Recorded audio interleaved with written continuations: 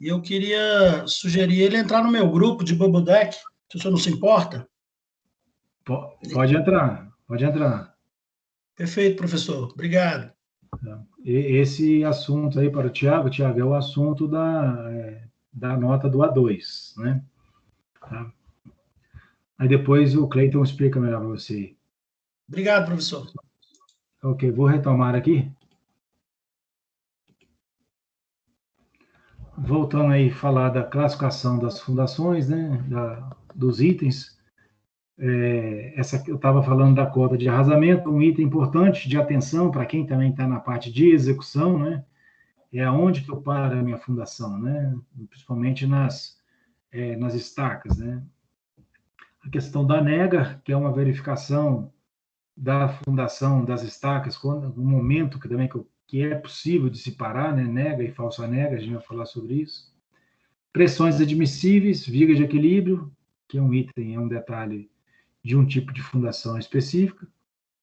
E nós vamos apresentar para vocês algumas imagens e falar um pouco de fundações de superfície e fundações profundas, tá? Lembrando aqui para vocês que vocês vão ter uma matéria específica de fundações, que é um semestre inteiro, né, lá com o professor Fernando, onde vai detalhar, aprender a calcular, a dimensionar as fundações. Não é o objetivo da nossa matéria aqui, o dimensionamento. A gente vai apresentar alguns tipos de fundações e botar em discussão com vocês aí dúvidas que vocês tenham e tentar dar um esclarecimento melhor para vocês sobre isso, tá? Então, o que é uma fundação, gente? Fundação são, aí, segundo o Azeredo, fundação são elementos estruturais com função de transmitir as cargas da estrutura ao terreno onde ela se apoia. Parece que é óbvio, gente, mas às vezes a gente não tem atenção, né? Qual que é a função exata da fundação? Na verdade, é ela que, né, recebe todo o peso do prédio, né, todos os carregamentos, todos os esforços que são gerados no prédio. A fundação é o elemento estrutural responsável para transmitir essas cargas para o solo, né? Então, quem resiste, o solo precisa resistir, então tem que ter compatibilidade com o tipo de fundação que você escolheu e a resistência do solo, né? Porque essa transmissão se dá através dela, seja ela uma fundação direta, né, uma sapata apoiada direto no solo, no caso do desenho aqui, que é apoiada direto do solo, ou seja ela uma estaca. Existem vários tipos de estaca. O objetivo é o mesmo, transmitir a carga para o solo, né? Então, esse é o objetivo da fundação. Pessoal, e fique à vontade aí para abrir o microfone e interromper a hora que quiser fazer alguma colocação, tá? É importante enriquecer a aula. Bom, uma das classificações, né, que nós temos de fundações, a gente vamos dividir ela em duas categorias. As fundações de superfície e as fundações profundas. Esse é uma das classificações que a gente encontra na literatura. Então, a gente tem aí, em primeiro mão, a fundação de superfície, né, que ela tem os modelos, né, os tipos de fundação de superfície. São as sapatas, blocos, a gente vai falar sobre cada um deles aqui, tá? Sapatas, os blocos, sapatas associadas, radier, vigas de fundação. Então, essas fundações, esses tipos de fundação, elas estão mais à superfície do terreno, como o próprio nome diz, né? E tem um critério para que a gente possa classificá-las dessa maneira. Vou falar mais à frente um pouquinho. Então, e aquela que não é de superfície, a gente chama de fundações profundas, né? Que são as estacas, tubulão, caixão, estacas cravadas e estacas perfuradas, né? Ou estacas escavadas, né? A gente também encontra na literatura o termo perfurada e o termo escavada, né? Então, essas são os tipos de fundação profunda, que a imagenzinha está mostrando para vocês aí, é um modelo de estaca. Qual que é o tipo de estaca? Podem ser vários tipos, né? Existem vários modelos, né? Então, estacas, tubulões, caixão, estacas cravadas, estacas escavadas, essas são as classificações. Então, fundações, divido em duas, superfície e profunda.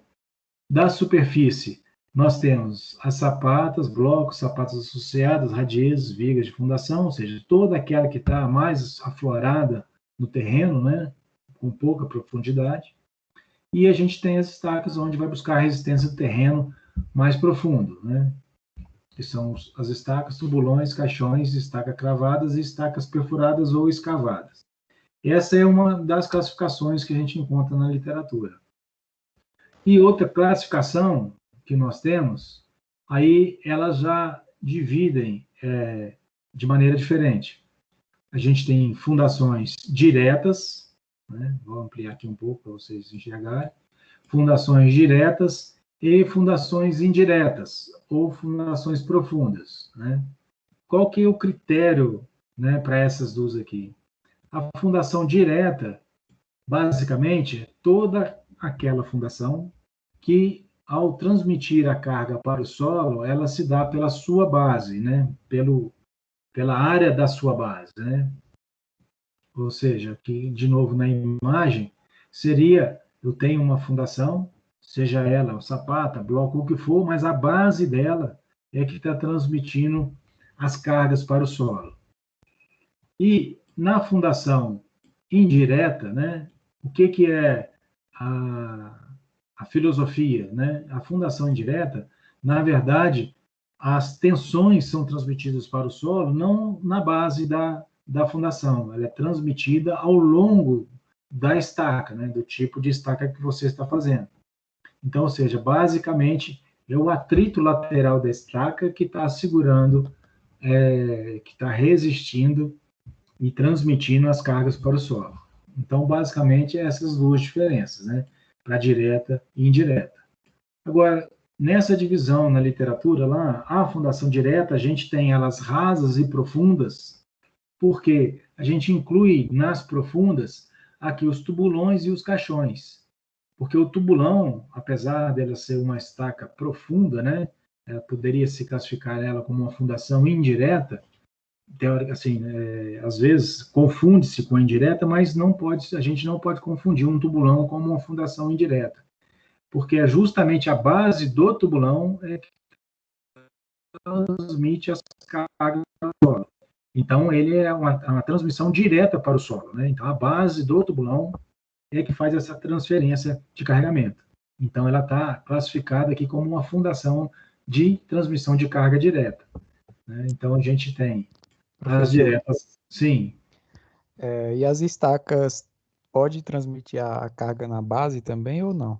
Sim, Nas estacas. Sim, aí só que elas a gente chama carga de ponta. A gente pode dimensionar as estacas de três maneiras, né? Pela somente atrito lateral, ou somente pela carga de ponta, ou utilizando essas duas capacidades delas, né? Então, somando as duas, né? Pelo atrito lateral e pela resistência de ponta, né? Então, às vezes, você não tem um terreno tão resistente assim que somente o apoio no terreno resistente ela aguentaria. Então, é o atrito lateral que faz o maior, que tenha que transmite, né? Que resiste maior às tensões do prédio e transmite para o solo. Só que cada estaca, tipo de estaca, tem um tipo de atrito lateral. E aí vocês vão ver isso melhor lá em fundações, né? Com o professor Fernando. Né? Por exemplo, você tem uma estaca Franklin, que ela tem um atrito lateral muito grande, né? Uma estaca de hélice contínua também tem um atrito lateral grande, as estacas, e outras estacas profundas, por exemplo, um trilho, às vezes nem tem tanta resistência lateral assim, é mais resistência de ponta. Mas vocês vão ver isso melhor lá com o professor Fernando. Mas pode sim, respondendo a sua pergunta, a gente, né, normalmente os projetistas consideram a ponta da estaca apoiando num terreno firme para poder resistir, mas soma também o atrito lateral dela, né? Entendi, ok. Voltando aqui nas diretas, né, fundação direta nessa classificação, a gente tem as rasas e as profundas, E nas rasas, são as mesmas que a gente pontuou anteriormente: sapata, blocos, sapatas associadas, radias e as vigas de fundação. E a gente tem fundação direta, né, direta nessa classificação aqui, que é pela transferência da carga pela sua base, né? A gente tem as profundas, tubulões e os caixões, né? O tubulão, por exemplo, ele é escavado, então ele perde bastante o atrito lateral. Apesar de ter um pouco, né? Você escava, né? Mantém estabilizado ali a parede do tubulão, mas ela perde bastante o atrito lateral, se comparado, por exemplo, com uma estaca cravada, né? A estaca cravada tem mais atrito lateral que um tubulão. E o caixão, que na verdade é um tubulão, mas ele é de forma retangular, né? O tubulão é de forma circular, que é o mais comum da gente ver, e o caixão é na forma retangular, é mais difícil da gente de ver. E nessa classificação aqui, as indiretas, né? Então a gente tem o caixão também, quando a gente considera ele só como atrito lateral, as estacas cravadas e as estacas profundas. Essa é um outro tipo de classificação. Mas para nós aqui, para que vocês possam entender o funcionamento das estacas, basicamente a gente escolhe as fundações em função da resistência do terreno. Obviamente que a gente precisa de a gente precisa, não, é em função, né, do carregamento, né, o peso da edificação, do prédio, da ponte, o que for, mas a influência do solo é muito mais determinante para a escolha da fundação, né, muito menos o carregamento. Só dando um exemplo para vocês aí, às vezes a gente pode fazer um prédio com 30 pavimentos e as fundações, em função do terreno, você pode fazer com fundação direta. E, às vezes, um predinho de 4 pavimentos, você é obrigado a estaquear porque o terreno é muito fraco. Então, é associado o peso, né, o carregamento do prédio, mais a resistência do solo, né, que é o que dá mais influência para a escolha do tipo de fundação, né? Aí existem outros critérios também para a gente escolher a fundação, por exemplo, equipamentos disponíveis, né? Às vezes a gente, em função do equipamento que está mais disponível, ela se torna mais econômica, né? Então a gente às vezes vai pelo tipo de equipamento que a gente tem, né? Por exemplo, quando a gente adota estacas fundação indireta. Bom, então falamos da classificação, nós vamos dar a sequência aqui, né? Para as fundações, né, e eu falei com vocês que sempre a gente vai trazer alguma coisa da norma para vocês, da NR18, né, porque para não dar uma aula sozinha sobre segurança do trabalho, a gente tem um item lá do 18.6, que é escavações, fundações e desmonte de rocha. Então, que vai do item 18.6.1 e 18.6.22, é muito extenso. Essa NR18 eu já postei lá no blog para vocês no primeiro dia de aula lá. Então ela está lá, está bem completa, né? Tem tudo, vocês podem recorrer lá. Mas traz problemas dessa magnitude aqui, ó. A área de trabalho que deve ser previamente limpa, devendo ser retiradas ou escoradas solidariamente as árvores, né? Você vai fazer uma fundação próxima à árvore, se você fizer uma escavação, a árvore pode cair. Então você tem que fazer o escoramento dessa árvore. Ou rocha, né? Às vezes você está escavando, também tem rocha solta. Equipamentos, materiais e objetos de qualquer natureza. Quando houver risco de comprometimento da sua estabilidade.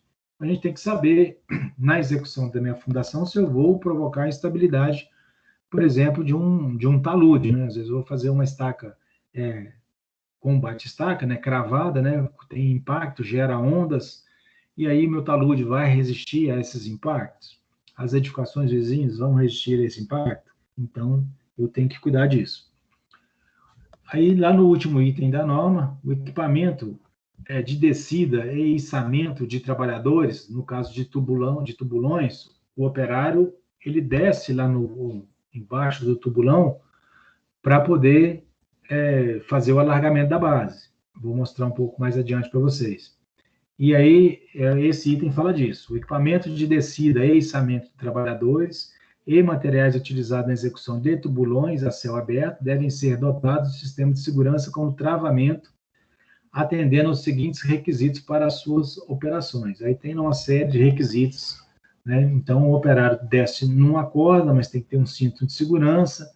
Se aquele equipamento falhar, ele tem que ficar preso na corda, ou se ele tiver algum mal súbito lá embaixo, você tem como içar o operário.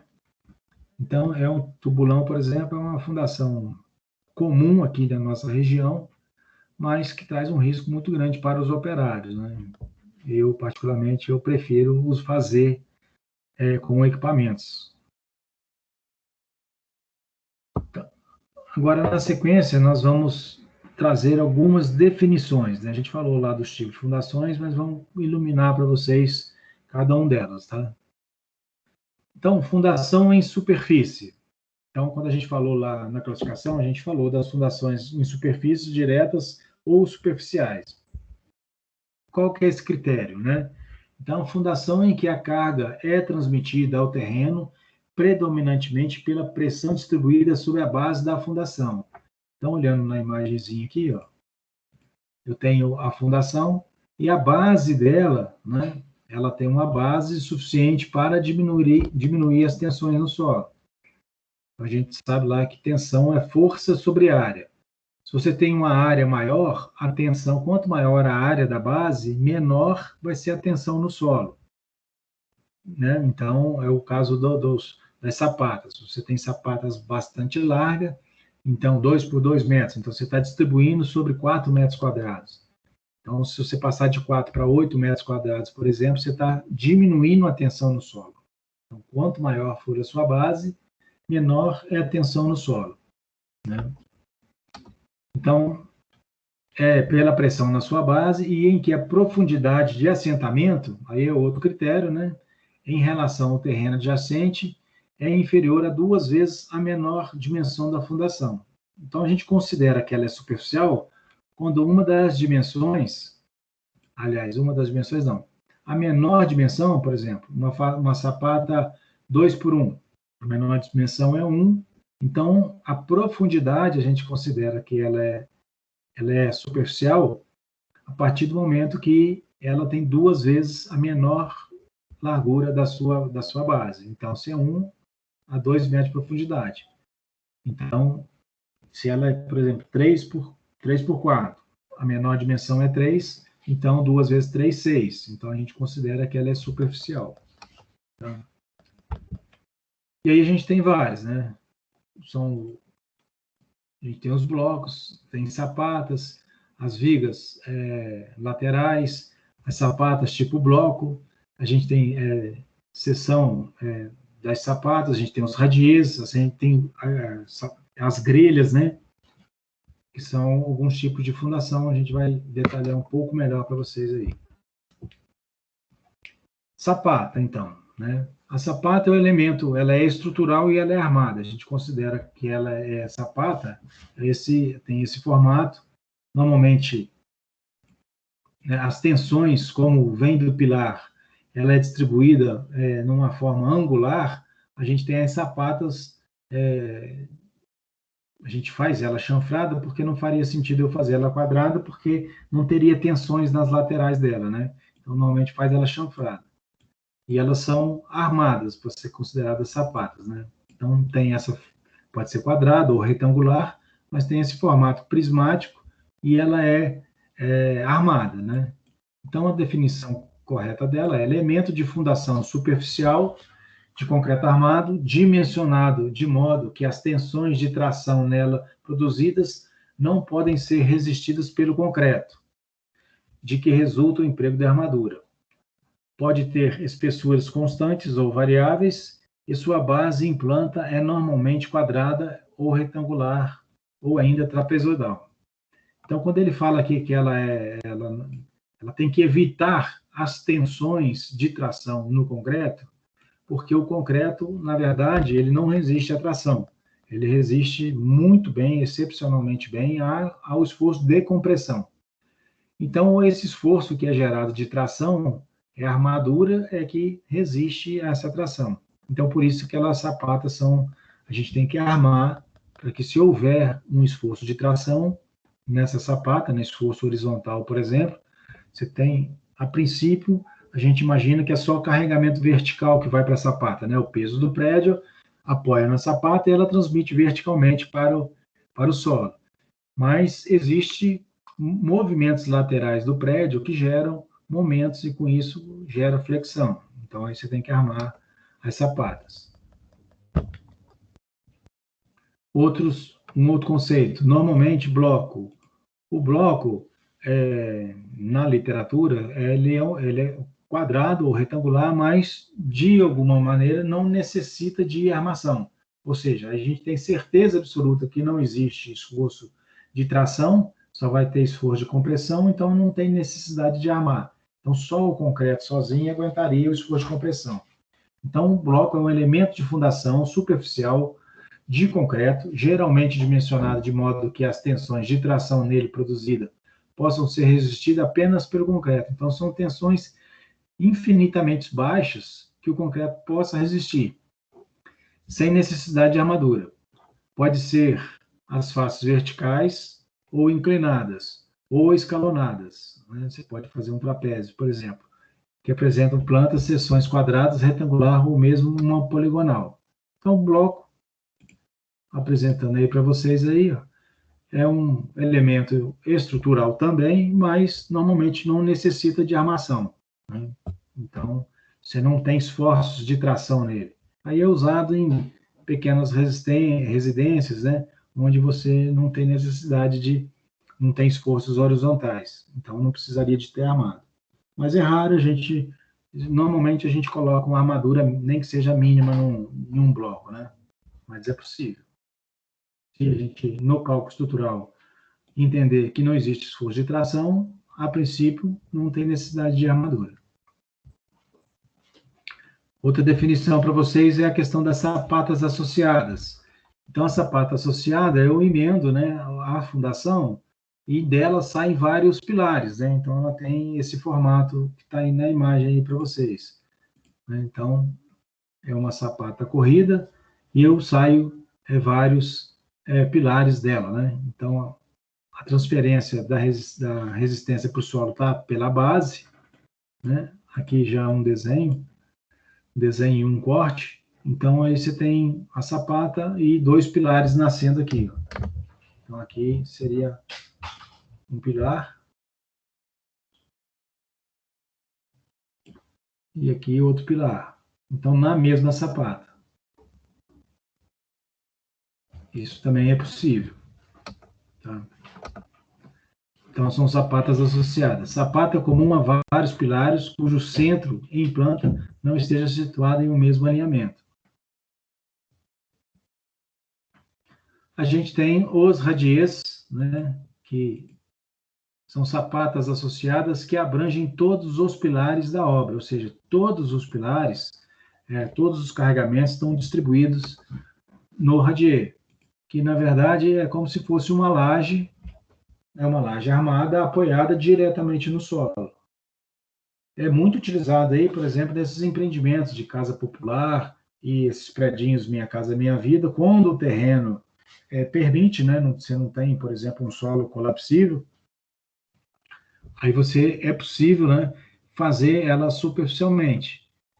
Tem um ganho, as tensões são muito baixas no solo, né, porque, igual a gente comentou, a tensão ela é inversamente proporcional à área. Quanto maior for a sua área da sua fundação, né, o apoio no solo, menor vai ser a tensão. Né? Então, as tensões que você transmite no solo, no radier, são menores. Né? Então, seria mais ou menos em desenho um retângulo, né, que abrange todos os pilares da obra. Então, os pilares são apoiados nessa laje que está flutuando, né, apoiada diretamente no solo. Ela não está vinculada ao solo, ela está somente apoiada. Então, as tensões são muito baixas, né, a área é muito grande, então a força dividida por uma área grande dá tensão baixa. Esse é o nosso radier.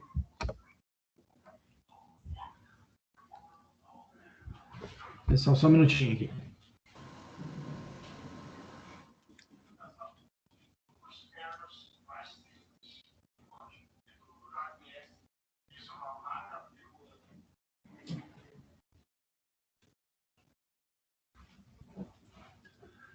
Outro elemento aqui são as vigas de fundação. Então, às vezes, né, você tem as vigas beldrames e você tem as vigas onde nascem os pilares, às vezes direto da própria viga, né? No caso do desenho aqui em cima, aqui, ó, você tem uma viga de fundação e nela nascem os pilares, né? Então, ela pode estar apoiada em algum bloco ou apoiada diretamente no chão e você nasce os pilares. Quando ela está apoiada diretamente no chão, elas são, as tensões têm que ser muito baixas, pelo carregamento tem que ser baixo. Normalmente elas estão apoiadas em outros blocos, e dela você nasce os pilares, né? Então, isso aqui é uma viga de fundação, onde você pode nascer em cima dela os próprios pilares.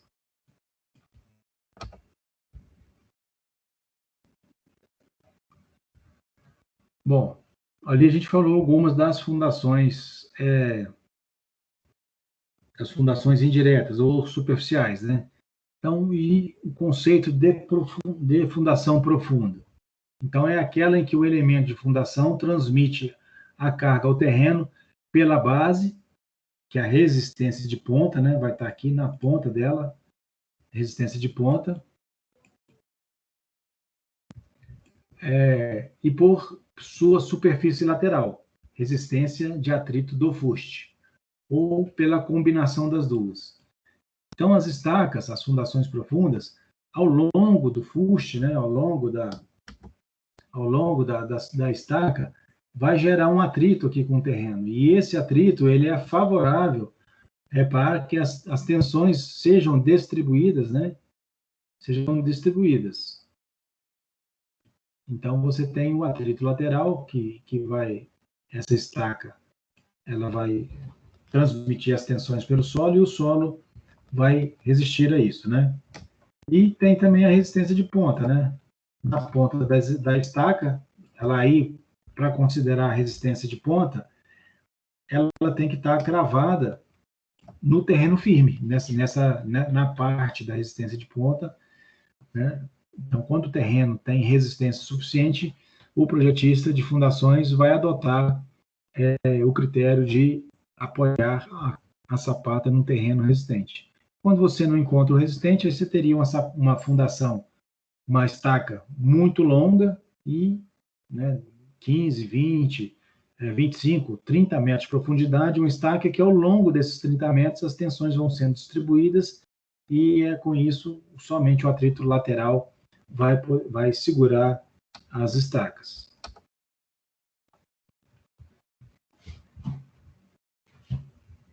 Bom, aqui é um exemplo para vocês. A gente tem as estacas com resistência pelo atrito, o carregamento vem aqui verticalmente, né? Então, você tem o carregamento, o esforço que vem lá do pilar, normalmente é dado em toneladas, né? 1, 2, 3, 30 toneladas, 40 toneladas, 100 toneladas, a gente vai dimensionar as nossas fundações, né? Ela tem um bloco onde vai receber o conjunto de tensões e transmitir para as várias estacas que são dimensionadas, né? Então, recebe do prédio o carregamento, tem normalmente um bloco de coroamento, e esse bloco é que vai levar as tensões para as estacas. E as estacas, ao longo da sua lateral, né, da área, da superfície lateral dela, né, é uma área bastante grande, né, que vai ser o perímetro vezes o comprimento todo. Essa é a área que vai ser considerada, se a gente considerar só a resistência de atrito lateral, e mais aqui a resistência de ponta, né. Os tubulões, a gente faz o alargamento de base, né. Por que a gente alarga a base? Justamente para diminuir a tensão no solo, né, que quanto maior for a base, menor é a tensão, é inversamente proporcional.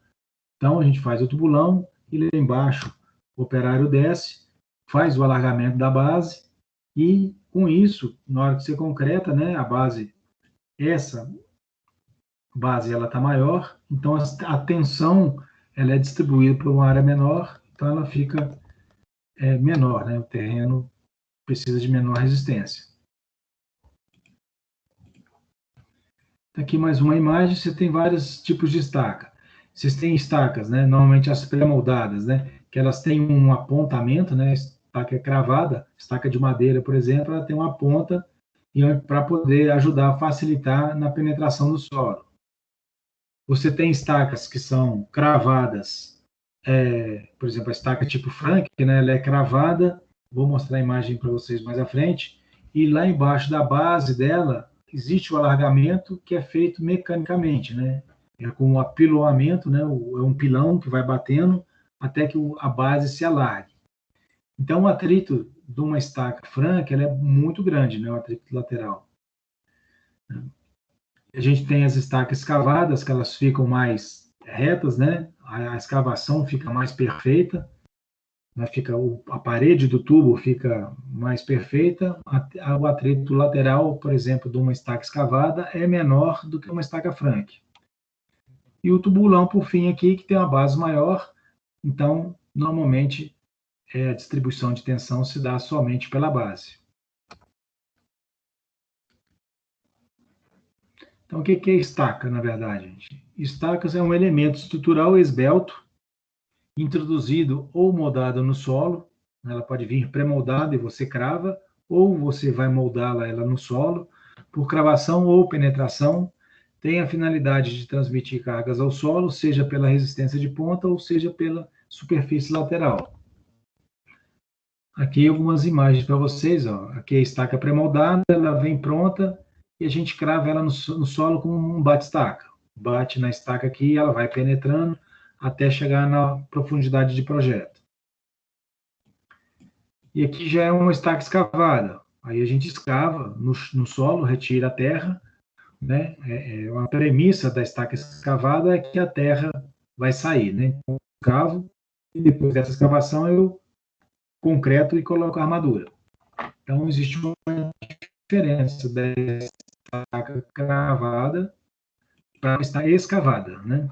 Então a cravada com bate-estaca vai golpeando, né? Tem golpes em cima da estaca, o martelo vai batendo, ela vai penetrando até chegar num ponto onde ela não penetra mais, que normalmente é o ponto que o projeto definiu, né? Chega lá a 10, 12, 15 metros de profundidade, e aí chega ao ponto de você não conseguir mais penetrar, que a gente chama de nega.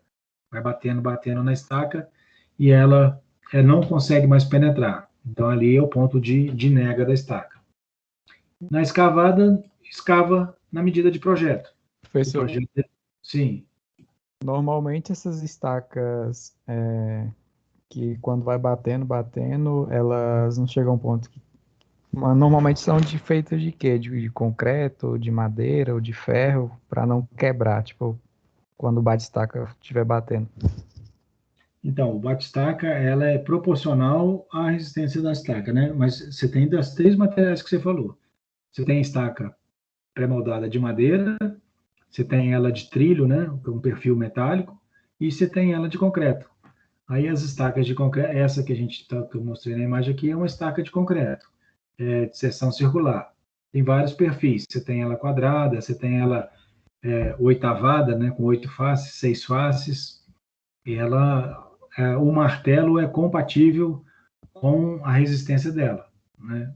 Então você vai batendo nela, coloca um chapuz de madeira e um capacete metálico. Então, na verdade, você não bate direto na estaca, bate num capacete metálico, vai penetrando ela até que ela chegue na cota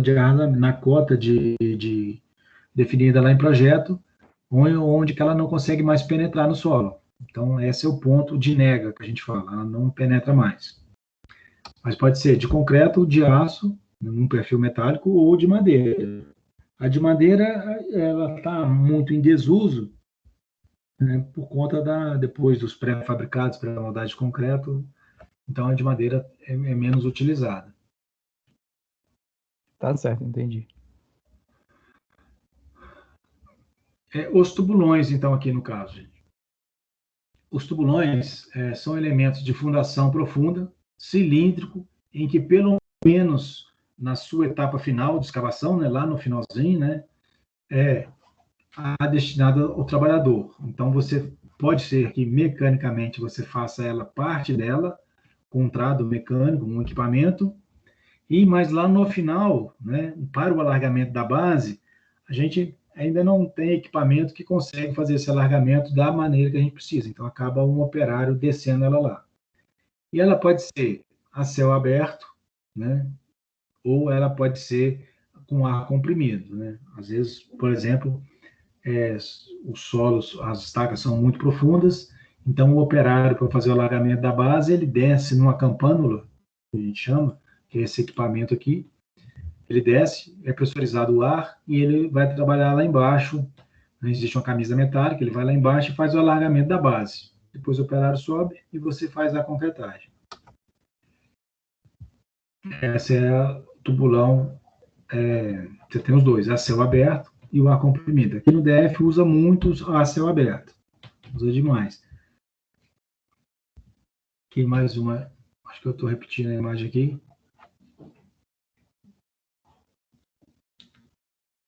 Repetir a imagem aqui, é o mesmo, mas só que tem uma outra. Então aqui, ó, o operário desce, você faz a escavação. Vou tentar iluminar mais aqui para vocês.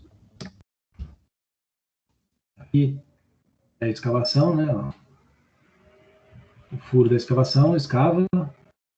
Esse trecho inicial aqui ainda pode ser com máquina, né? Vai fazer, mas aí para o operário descer tem que ser no mínimo 60 centímetros, né? E depois o operário desce para fazer esse alargamento de base aqui, ó. Então ele vai escavar e tira esse material, né? Para isso, não pode ter lençol de água, né? O lençol freático tem que estar abaixo desse nível, porque senão corre o risco da água desmoronar o barranco. Tem que ter um solo coeso para você garantir que ele possa trabalhar lá dentro. Então, essa função aqui, o pessoal costuma chamar de poceiro, né? O cara que faz o poço. Às vezes ele faz toda a estaca, escava todo manualmente. Mas às vezes você faz com equipamento e só o alargamento de base que o operário vai fazer. Se alguém aí tem coragem de descer aí para poder fazer um alargamento desse aí? E pior que a gente... Já desci muito, professor. Para tirar o operário que ficou soterrado.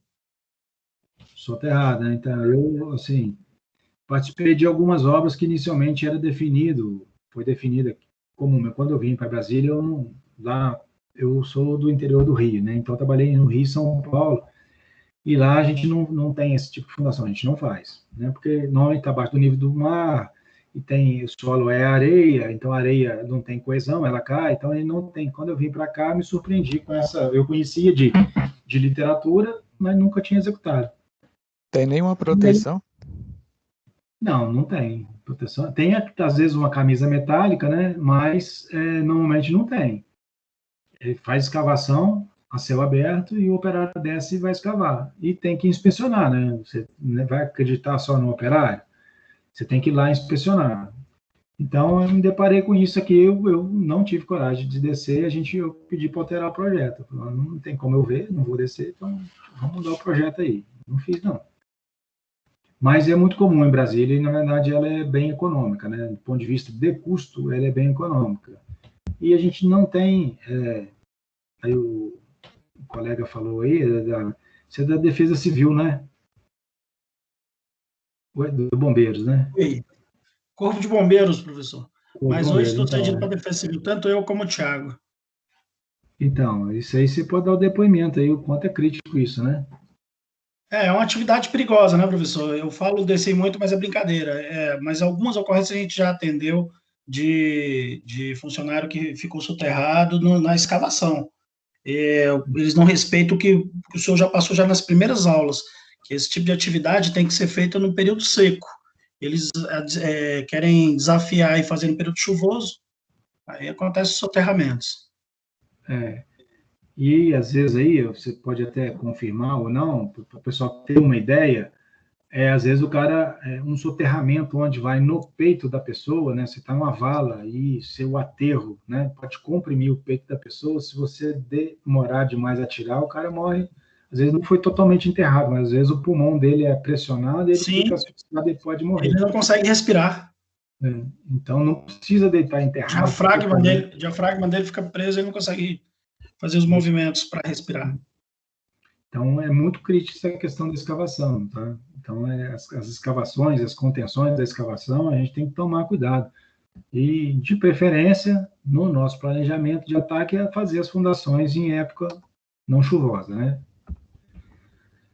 Bom, aqui é um caixão, né, que é o mesmo tubulão, porém em uma forma retangular, né? Então, é a mesma coisa, escavada com um poceiro, você desce a armadura e depois você concreta, né? Aqui não é feito, não tem uma máquina para poder escavar retangular. As máquinas escavam circular e, na verdade, a forma circular é uma forma mais segura de fazer as coisas, né? Essa forma de círculo, de parábola, de abóboda, para a construção ela é sempre boa, porque as tensões circulares, elas têm uma resistência maior do que as retangulares, né? Então, esse aí é um retangulão, é um caixão, né? Às vezes apelida de retangulão, em vez de falar tubulão, fala retangulão, mas é um apelido, né? É um caixão. É um elemento de fundação profunda, de forma prismática, concretada na superfície de instalação por escavação interna. Então, você escava e depois você concreta, né? O lançamento do concreto é de cima, lança lá embaixo lá esse concreto, tá? Ele pode ter ou não o alargamento de base, né? Opa, perdão aí, tirei o slide. Agora, estacas cravadas, né? Então, essas estacas cravadas podem ser de várias maneiras, né? Pode ser de concreto, elas podem ser metálicas, ela pode ser o concreto pré-moldado, e você tem as estacas cravadas com o concreto moldado in situ, né? Por exemplo, a estaca Frank é o concreto na hora, na verdade ela vai batendo e socando e concretando tudo de uma vez, né? Você empurra o concreto para dentro da obra, um concreto mais seco, você vai empurrando aí para dentro do solo. Então, estacas cravadas, tecnicamente, pode ser executada de madeira, aço, concreto pré-moldado ou concreto moldado in situ, né? Então, aí até já respondendo que aqui é uma estaca pré-moldada quadrada de concreto armado. Aqui é um perfil metálico cravado. E aqui é uma estaca, um equipamento para cravar estaca de madeira. Então, a definição da estaca cravada, tá? Então, a gente vai separar aqui estaca cravada de estaca escavada, tá? Então, estaca cravada pode ser executada de madeira, aço ou concreto pré-moldado, concreto moldado in situ, no caso da estaca Frank, é concreto moldado no local. Então, ela é cravada por percussão, ou seja, por golpes. As estacas é produzida por golpes. Aí você tem estaca tipo Frank, estaca cravada por vibração, equipamento você bota na cabeça do perfil metálico, nos solos arenosos, você vai vibrando e ele vai penetrando. Estacas cravadas por prensagem, estaca mega, por exemplo, reforço estrutural, você vai entrar debaixo do prédio para fazer um reforço estrutural, não cabe equipamento nenhum. Estaca mega são estacas pequenas que você vai cravando ela no solo uma a uma, vai emendando uma na outra. E estacas mistas, né? Metálicas com concreto, por exemplo, é uma estaca mista. Então, a estaca tipo Frank, só para vocês terem uma ideia, ela, à medida que você vai, é um equipamento neste porte aqui, ó, que está vendo estacas de grande diâmetro, normalmente, 40, 60, 80, 90, 1,20 m de diâmetro, onde você desce, você bate na camisa metálica, ela crava a camisa metálica e vai apiloando o concreto aqui dentro. Então, à medida que você vai cravando, você vai socando o concreto, é como se fosse um pilão mesmo, vai empurrando o concreto para dentro. Você crava a estaca até na onde você tem que cravar e depois você vai apiloando o concreto lá dentro. E aí você vai tirando as camisas metálicas, né? Então, é uma estaca muito resistente, muito segura, tanto para executar, quanto do ponto de vista estrutural. O impedimento dela hoje é que ela provoca muitas vibrações, né? Então, para a obra em si que você está fazendo, você não tem problema. Mas para a vizinhança, às vezes você provoca rachaduras no prédio vizinho, porque a energia de cravação é muito grande. Então, nos centros urbanos, é uma estaca que está em desuso, porque ela, operacionalmente, tem esse problema. Mas é uma estaca de muita segurança do ponto de vista estrutural. Aqui, na imagem, é uma estaca sendo cravada pelo vibrador. O martelo vibrador, ele acopla na cabeça, que são perfis metálicos, uma cortina de perfil metálico, onde o equipamento, ó, você tem um equipamento, tipo uma escavadeira, que acopla esse martelo na ponta, e ele emite vibrações.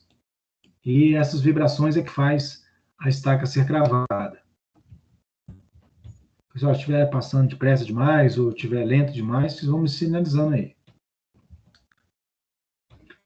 Estaca mega, né? Essa é uma estaca pequena aqui, ó. São essas estacas pré-moldadas. Você vai aqui, esse pino aqui, furo no meio, onde vai passar a barra metálica, mas ela é cravada da seguinte maneira, ó, nessa imagenzinha aqui, nesse esquema. Por exemplo, ela é utilizada para reforço estrutural. Então, um prédio que tem um problema de fundação, você precisa de reforçar. Então, você bota um perfil metálico. Vou tentar iluminar aqui para vocês. Aqui está o perfil metálico, ó.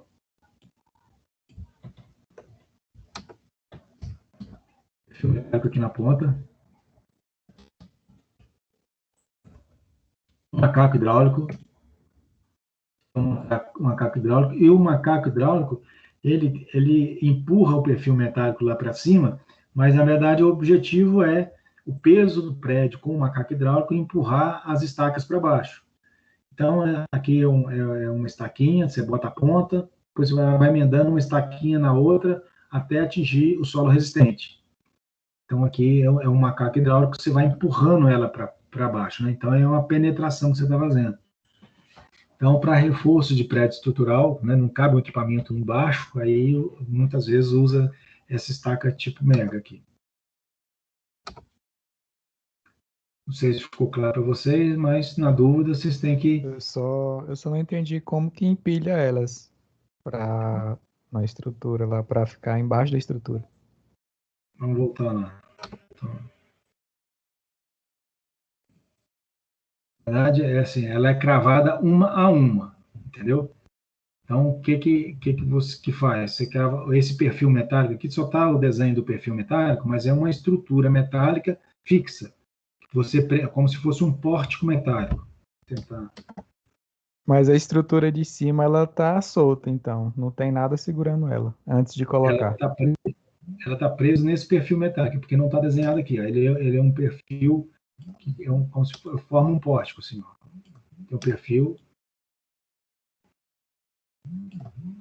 Então, o perfil metálico é esse, é o horizontal, né? Então, e ele está travado. Então, primeiro passo é você estabilizar o prédio. Então, ele não vai cair mais, esse perfil. Entendi. Agora ficou claro. Porque eu não tinha nada aí. Você instala o macaco hidráulico aqui e o macaco empurra a estaca para baixo. Então, você crava uma, chegou na cota, você tira o macaco, bota a outra em cima, empurra para baixo, tira o macaco, bota outra em cima, empurra ela para baixo, tira o macaco, bota outra, vai empurrando essas estacas uma a uma. Entendeu? Então, essa aqui foi a primeira a ser penetrada. Ó, a ponta, botou a ponta. Eu entendi. Tá? O desenho ali não foi muito feliz. Vamos lá. Então, estacas... Professor, sim. Mas é feito uma escavação para poder colocar esse macaco hidráulico ou é porque ali já era um semi-enterrado mesmo? Sim. Não, faz a escavação. Aqui, faz a escavação, né? Você tem que dar uma estabilizada no prédio. Porque eu pensei que era um semi-enterrado aí, e aí foi feita essa postura para poder estabilizar a edificação. Você imagina onde está branco aqui, quando ele tinha terra aqui. Tinha um outro tipo de fundação, ele estabilizou, aí você estabiliza o prédio primeiro, e faz escoramento, ele internamente todo, e você, pontualmente, né, no ponto onde você quer, não é ao longo da edificação toda, não, é pontualmente, né, na largura ali, que cabe um profissional e mais um macaco, equipamento, você entra com ele ali e vai fazendo de ponta a ponta. Faz uma, depois faz a outra, vai fazendo a outra. E chega ao ponto de a gente conseguir, às vezes o prédio está inclinado, você empurra com o macaco hidráulico, ele volta ele vai voltar para a verticalidade, da forma correta, e você finaliza o seu reforço da sua estrutura. Perfeito. Bom, estacas profundas, né? Alguns tipos de estaca profunda. Então, a gente tem estaca broca, né? Que é estaca executada por perfuração do terreno por um trado e posteriormente concretado. É uma broca, pode ser um trado mecânico, mecanizado, ou um trado à mão, né? Uma estaca broca. Estaca tipo Strauss, que é uma estaca executada por perfuração mediante um balde sonda, né? Ele vai cravando e vai tirando a terra, né? Ele penetra no chão, ele crava, você puxa ele, tira a terra, crava de novo, puxa ele, tira a terra, uma piteira, né? A terra entra dentro dele. Com parcial ou total revestimento, recuperável e posteriormente concretada. Então, você vai cravando um perfil metálico e tirando a terra de dentro dele. Depois, ou se perde o perfil, ou você tira o perfil. Estacas escavadas, então a estaca, essa imagem que vocês estão vendo aí, é o tipo de uma estaca escavada, é uma hélice contínua que ela está fazendo a escavação. Então você tem uma broca que escava, né? Essa forma essa broca a gente chama a rosca infinita aqui, ela vai, à medida que ela vai escavando, quando ela escava, penetra no solo, e depois, para tirar o solo para a superfície, ela roda ao contrário, o solo vem subindo.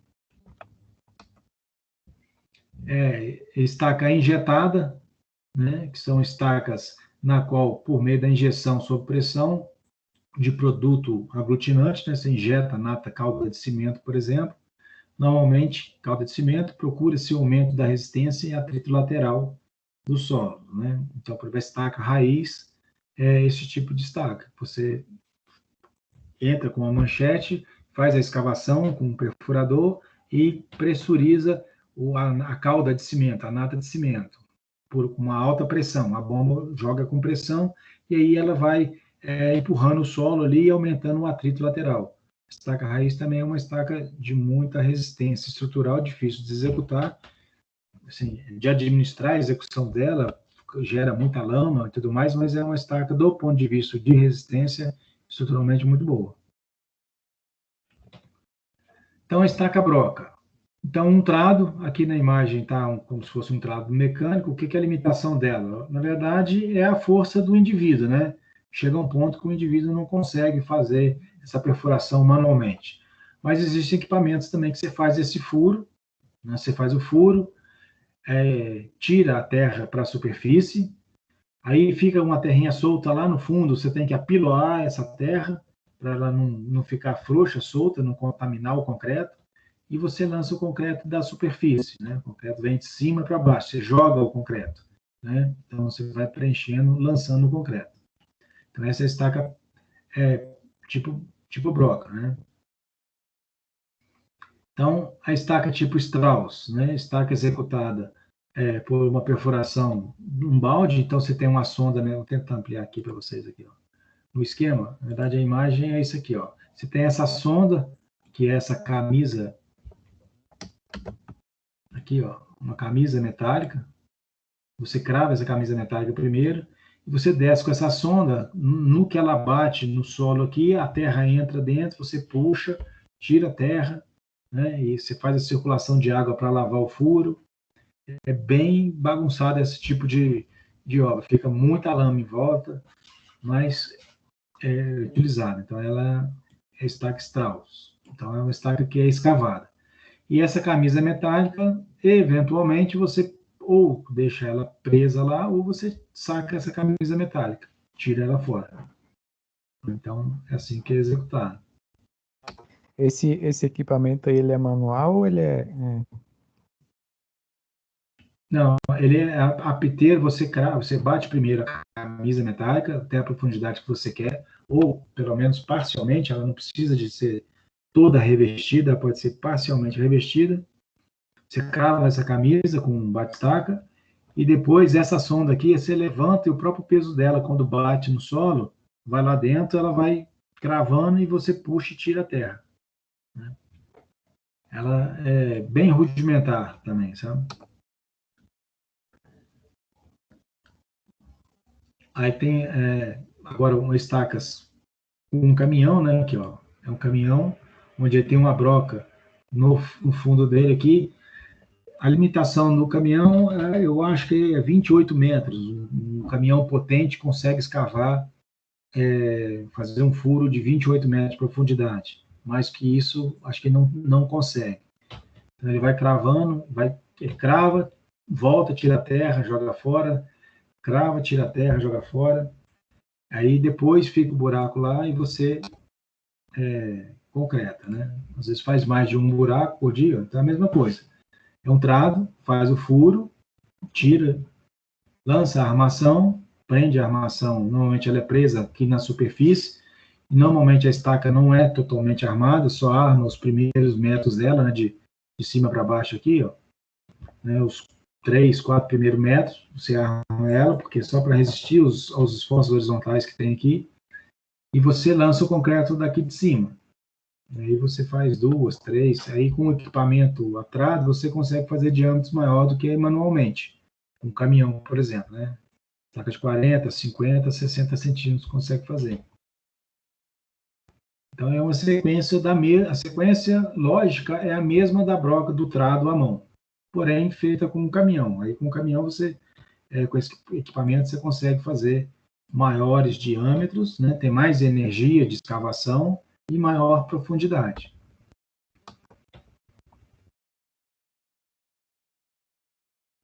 Aí você tem as estacas injetadas, por exemplo, a estaca raiz. Vou tentar mostrar aqui para vocês. Ó. O equipamento é um equipamento aqui, ó, um equipamento de esteira. Normalmente ele é menor do que uma hélice contínua. Aqui em Brasília a gente vê muita hélice contínua. Mas ele tem uma filosofia um pouquinho parecida com ela, né? A nível do seu concreto, né? Então o equipamento ele é de esteira, tem boa mobilidade. Ele também tem uma camisa metálica rotativa, vai rodando e cortando o solo. Então, qual que é o esquema dele? Você vem com o equipamento, ele vem rodando, né, e cortando o solo até a profundidade que você definida de projeto, né? Depois você tem um revestimento metálico, você injeta o equipamento dentro do tubo, né? Uma ponteira, a gente chama de essa ponteira de manchete, que ela vai fazer a concretagem. Então, esse aqui já concreta de baixo para cima, não lança o concreto lá de cima.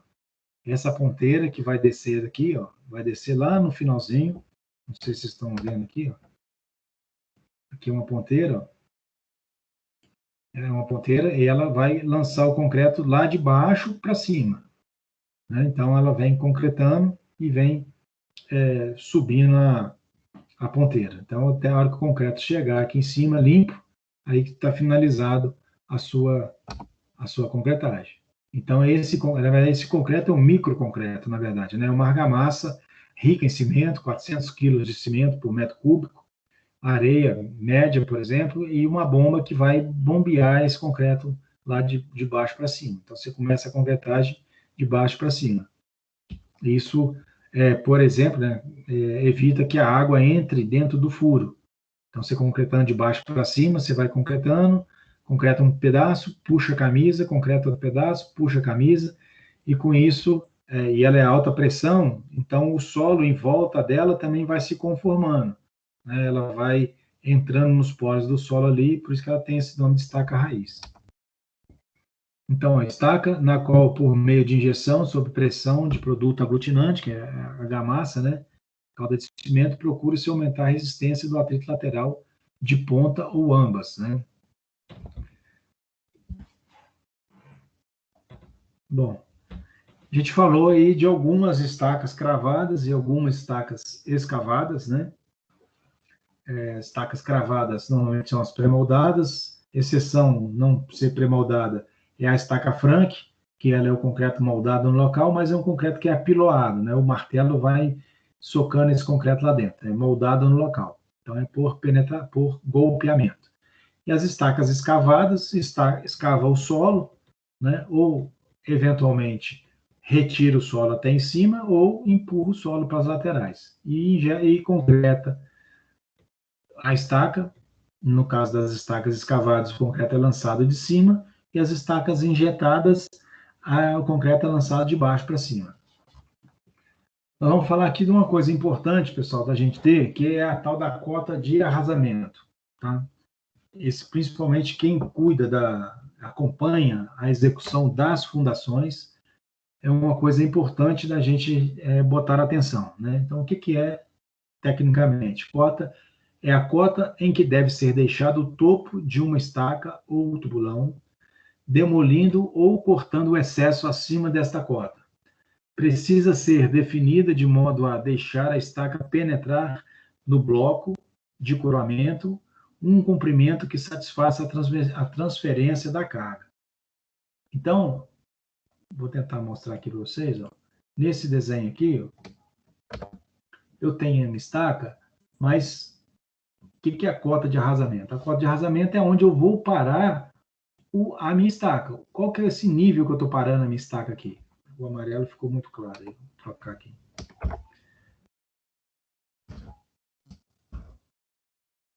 Qual que é a cota que eu vou parar a minha estaca?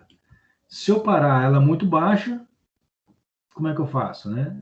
Se eu parar ela muito alta, eu tenho que cortar muito a estaca. Se eu parar muito baixo, eu vou ter que completar a estaca. Então, é essa cota aonde eu tenho que parar a minha estaca. E a minha estaca, ela tem que estar parar numa cota que o bloco de coroamento, ele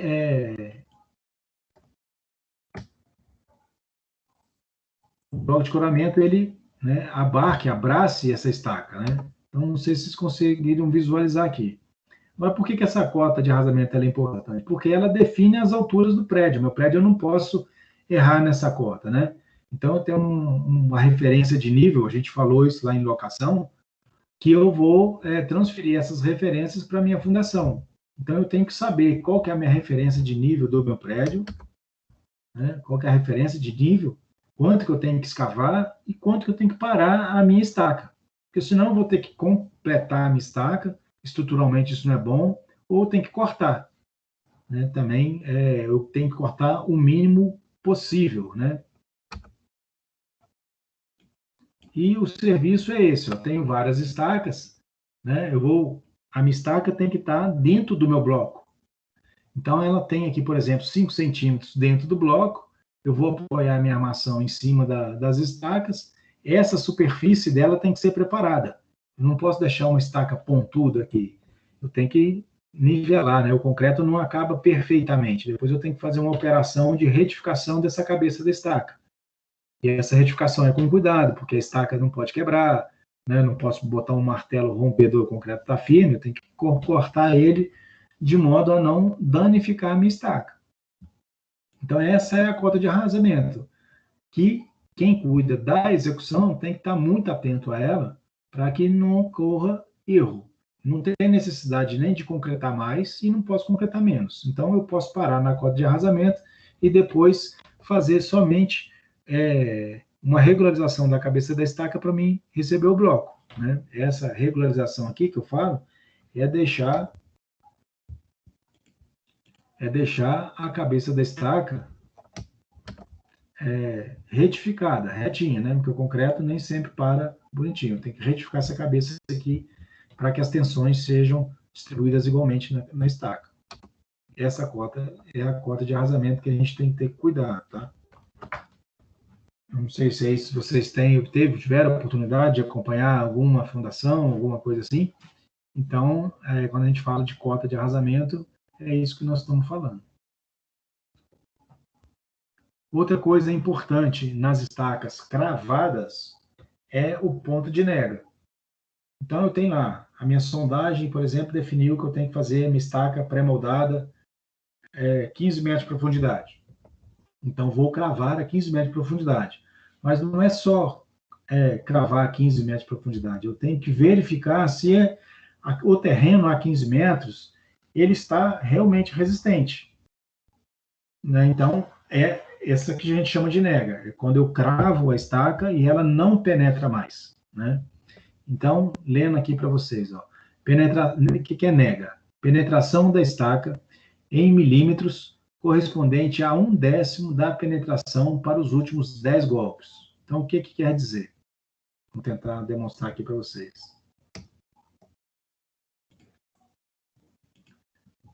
Se não ficar claro, pessoal, é importante vocês falar. Então, por exemplo, eu estou cravando a estaca, vou bater os primeiros golpes, ela vai entrando, entra 10, 15, 20 centímetros de uma vez, vai penetrando. Aí chega um momento que vai lá dar 10 golpes e aparentemente ela não penetrou nada, não está conseguindo mais penetrar. Já fez lá os 15 metros que o projeto desceu e está batendo e ela não consegue mais penetrar. Aí eu tenho que conferir, né, fazer 10 golpes, então não está conseguindo penetrar, vou lá, faço um risco na estaca, né, com esse dispositivo, o cara bota uma régua, nivela e dá um risco. Aí bate mais 10 vezes, vai lá, crava, dá mais 10 golpes nela. E depois mede de novo esse risco, vê o quanto, aí a tendência é que ela desça um pouquinho. Então o risco não vai estar no mesmo lugar. Então essa distância desse risco aqui é que a nega, o projeto é que vai definir. Ó, 1 milímetro, 2 milímetros, 3 milímetros. Então, se você está dando 10 golpes e ela não está mais penetrando, então aí chegou na minha nega. Aí eu não tenho mais, como insistir com a estaca, ela não vai penetrar mais, tá? E, eventualmente, às vezes o projeto fala que está com 15 metros, eu estou cravando ela lá, já estou em 16 e ela não está parando. Eu vou cravando e ele vai continuando. Porque a sondagem, a gente sabe que ela é pontual. Ela não abrange todos a área do terreno, né? A gente extrapola, né? A gente extrapola o ponto para demais lugares. Não quer dizer que eles é exatamente. Professor, Sim. e se for ao contrário, tipo, se o projeto tiver 15 metros de profundidade e quando chegar até 13, 14 não conseguir mais cravar, pode parar ou tem que continuar? Pode acontecer o que a gente chama de falsa nega. O terreno ele vai abraçando a estaca, ou, entre aspas, esse abraçando aí, e o atrito é tão grande que ele não deixa ela penetrar mais. Aí você, no dia seguinte, 24 horas depois, volta lá e tenta penetrar de novo. E às vezes aí o terreno afrouxa e você continua cravando e ela vai descer. Se não descer, aí o projetista de fundações, né, é que vai me dizer, ela tem que ir a 20 metros. Então, não estou conseguindo ir. Aí, na verdade, talvez ele peça que faça, pode estar em cima de um matacão, por exemplo. Isso é um problema em patologia muito grande. Às vezes você tem que tentar eliminar aqui para vocês. Vamos dizer que você falou, estou fazendo uma estaca, cheguei numa determinada profundidade e ela não penetrou mais. Pode ocorrer de eu ter aqui um matacão e embaixo dela eu ter solo mole. Então eu não vou conseguir penetrar. Então, se no meu perfil de sondagem, né, quando na minha sondagem eu encontrei matacão, esse é um risco. E não era um matacão, eu encontrei solo resistente, né? Eu interpretei que era uma rocha sã, por exemplo, na minha sondagem. Parei minha sondagem. E, na verdade, era um matacão, eu vou ter um problema de fundação aqui. Quando eu encontro esse tipo de coisa na minha sondagem, o certo é pedir para que faça uma sondagem rotativa, para me furar essa rocha aqui, e eu buscar de novo, para me ter a certeza que é solução. Né? Rocha sã. Aí, se bateu no matacão, normalmente o que os projetistas de fundação faz? Eles pedem para bater mais estacas, aí em vez de uma, mais 2 estacas, por exemplo, para que você tenha, transfira, aumenta o seu atrito lateral. Você passa de uma estaca, por exemplo, para 3, você está aumentando o seu atrito lateral e pode ser que essa solução seja adequada. Mas cada caso é um caso. Tá?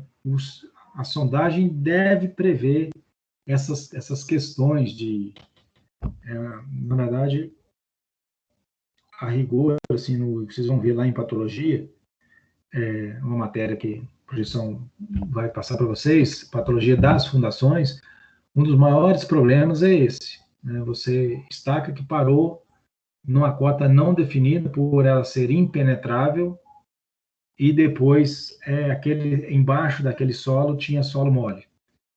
Então é um risco muito grande, né? Na verdade, os projetistas de fundação normalmente pedem para fazer estacas no lado, né? Aí você vai aumentar o seu bloco, você vai, como vou explicar a vocês vão pecar pelo exagero, né? Então vocês vão botar... Porque com o tempo pode ceder, né? E aquela parte mais mole lá no fundo a estaca pode descer.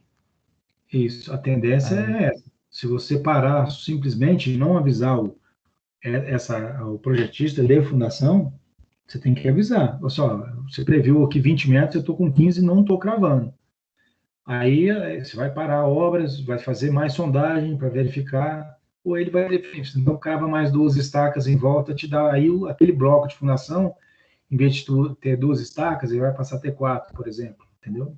É um risco grande, mas acontece bastante. Essa incerteza, ela é o tempo todo. Nós não temos certeza absoluta do que é o solo, né? Por isso, o que a gente tem que investir bastante é nas sondagens, né? Na sondagem correta, com empresas qualificadas, né? Acompanhar a sondagem e para a gente ter uma certeza e fazer números adequados de sondagem. Não fazer um furo só, 1, 2, 3. Fazer bastante furo, porque ele é mais barato do que uma solução insegura, tá? Mas não tem uma solução única, né? Na verdade, o Fernando pode indicar até outras soluções aí para vocês. Mas o conselho que eu dou, se você está acompanhando uma fundação, era para ser com 20, deu com 15, não autorize. Quem vai liberar isso para você vai ser o projetista de fundação. Ele que é o conhecedor, né? É o geotecnista que é o conhecedor da matéria, ele que vai definir qual é a solução. Mas acontece, e não é pouca vezes não, acontece bastante. Então, essa questão da nega aí, não sei se vocês entenderam. Eu tenho que verificar, aí o projetista também fala assim, ó, minha nega que eu considero é 3, 4 milímetros, o projetista vai definir lá. Então, eu bati 10 golpes, ela desceu 4 milímetros, então pronto, aí eu autorizo a parar aquela estaca. Não, eu dei 10 golpes, desceu 1 centímetro. Não, então pode ir cravando mais, até que ela chegue na nega dela. Tá? Não posso simplesmente parar, ó, deu 15 metros, parei. Não posso fazer isso. Eu tenho que confirmar que ela parou num solo resistente. E a gente confirma dessa maneira, conferindo a nega da estaca. Uma outra definição aqui para nós é a pressão admissível de uma fundação superficial, tá certo? Então, pressão, que é isso? Né? É a pressão aplicada por uma fundação superficial ao terreno que provoca apenas recalques que a construção pode suportar. As fundações, gente, a gente não todas elas, né, elas vão ceder alguma coisa. E esse ceder, né, afundamento da fundação, ele tem que ser proporcional à capacidade de suporte da minha estrutura. A minha estrutura, a interação da minha estrutura com a minha fundação é que vai definir qual que é essa tensão admissível, né? Que é a tensão a qual o solo, eu vou transferir para o meu solo uma tensão que ele não recalque muito. Vai recalcar 2, 3, 4 milímetros, 1 centímetro. Eu tolero que 1 centímetro pode recalcar desde que o recalque seja igual em todas as sapatas, o que é muito difícil de acontecer. Então, o que o projetista de fundação ele vai definir? Ele tem que conhecer qual que é a tensão admissível do solo. Isso é um ensaio que a gente faz no solo para ver qual que é a resistência do solo. Vocês vão ver isso em mecânica dos solos. Então, definida a resistência do solo, eu vou definir qual que é a base. De tensões. Qual que é a tensão da minha base. Então, se a tensão estiver muito elevada, eu vou aumentar na minha base para que eu possa distribuir melhor as tensões no solo. Então, a tensão é dessa maneira. Tá? Ou eu distribuo a tensão, quanto maior a base, menor a tensão. Mas, aqui no desenho também está mostrando para vocês ó, que existe esse bulbo, esse pontilhado que vocês estão vendo, a gente chama de bulbo de pressão. Então, existe a influência da tensão de uma sapata para a sapata lateral. Esses bulbos, eles não podem se encontrar. Né? Se eu tiver uma tensão da sapata da esquerda aqui, ó,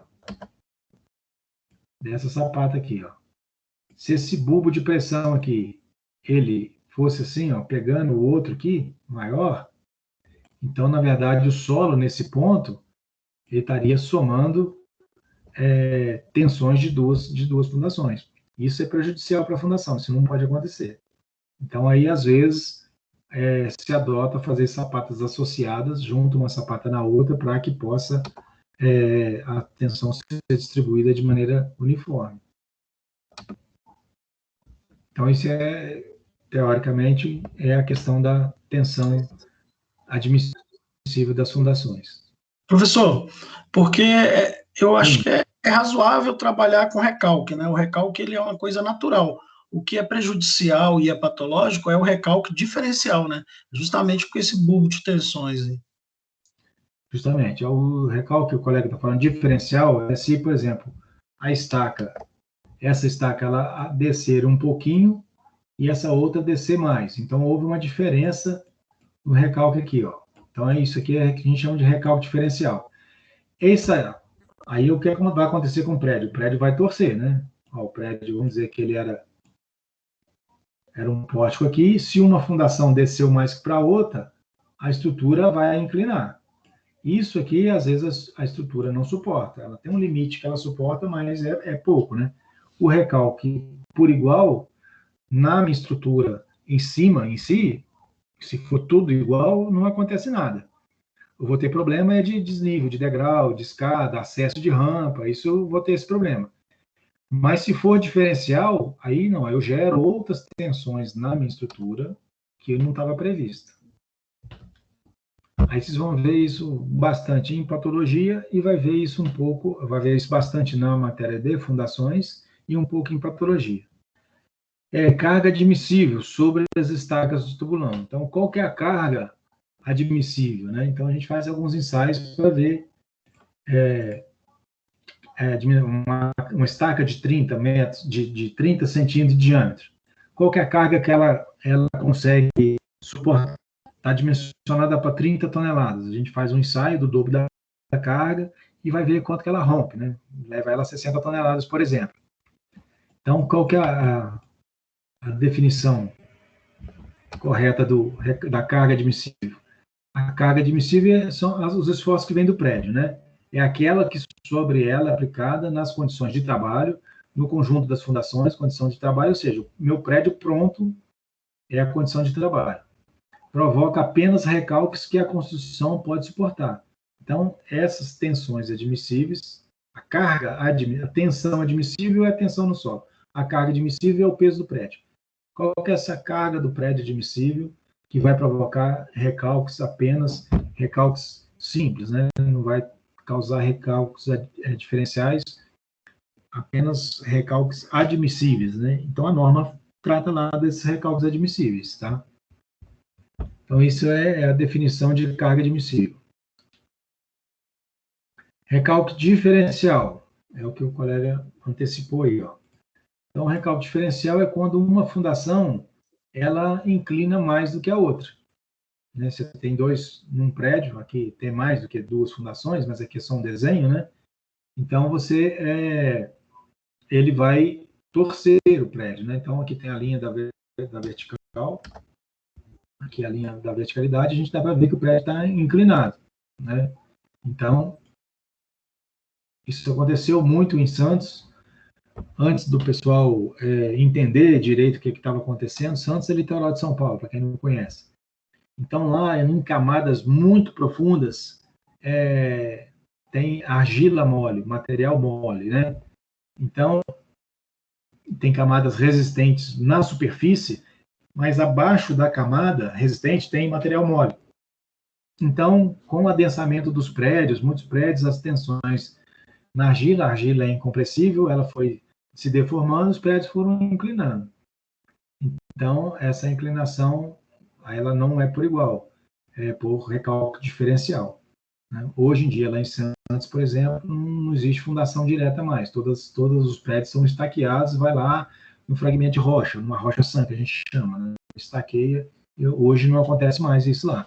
Mas porque mudou o tipo de fundação. Né? A gente passou a fazer fundações com grande profundidade lá. Então, o recálculo diferencial causa isso, gente. Um lado, afundou um lado diferente do outro, você vai provocar patologias na edificação. E por que ocorre esse solo diferencial? Na nossa imagem aqui eu tenho um terreno e no meio do terreno eu tenho uma área que tem um solo mole. Então, esse solo é incompressível, uma argila, por exemplo, você comprime a argila, ela vai deformar nas laterais. Então, ela não é rígida, né? Ela se deforma. Ela se deforma, o prédio vem junto, acaba trazendo patologias aí expressivas. Então, por isso que conhecer e investigar o solo é extremamente importante. E aqui, 2 tipos de estruturas que a gente vai apresentar para vocês. A gente tem as vigas de equilíbrio, que são vigas, acho que aqui no desenho é mais prático de mostrar. Por exemplo, aqui é a minha divisa do meu prédio. E eu fiz meu prédio construindo ele até chegar lá na divisa, que é a divisa lá do meu terreno. Está torto aí o desenho, mas imagine que está certo aí. E eu tenho um pilar aqui, ó. Qual que é o ideal para a gente? Eu tenho um centro de carga. Por exemplo, ó. Centro de carga é eu distribuir igualmente essa carga no meu bloco de fundação. Né? Então, porque ela distribui num determinado ângulo, eu boto a minha estaca aqui,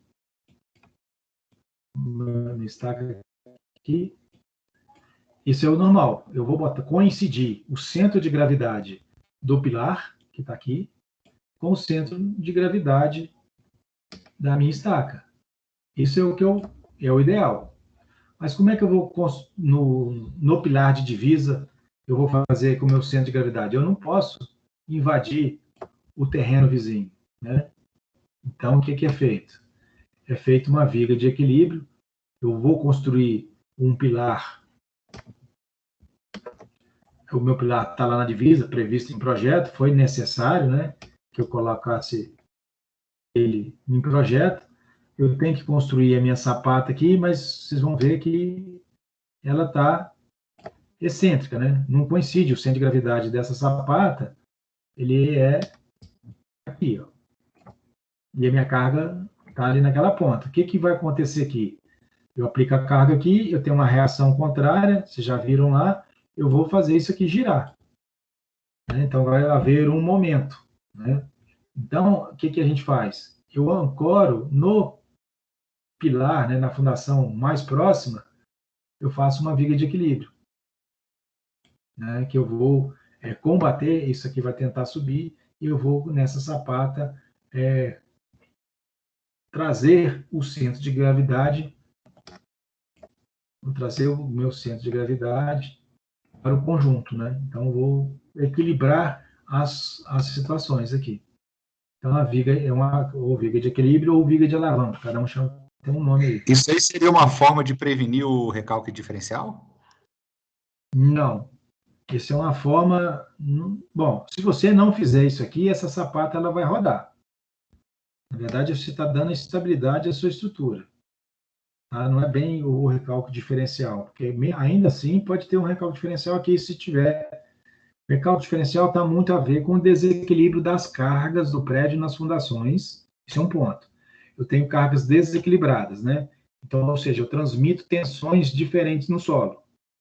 Então, eu tenho que equilibrar minhas cargas para que as tensões sejam equivalentes no solo. Se eu tenho uma carga que o solo aguenta lá, por exemplo, 4 kg por centímetro quadrado, né? E eu transfiro lá, eu transfiro 3 quilos, e no outro eu transfiro 6 quilos por centímetro quadrado, então estou transferindo cargas diferentes. E aí vai haver, independente se tem viga de equilíbrio ou não, um recálculo diferencial. A viga de equilíbrio, né? Ela é parte do suposto que, nesse caso aqui, vou tentar mostrar de novo aqui para vocês. Ó, eu tenho o pilar trazendo a carga aqui, certo? Ó.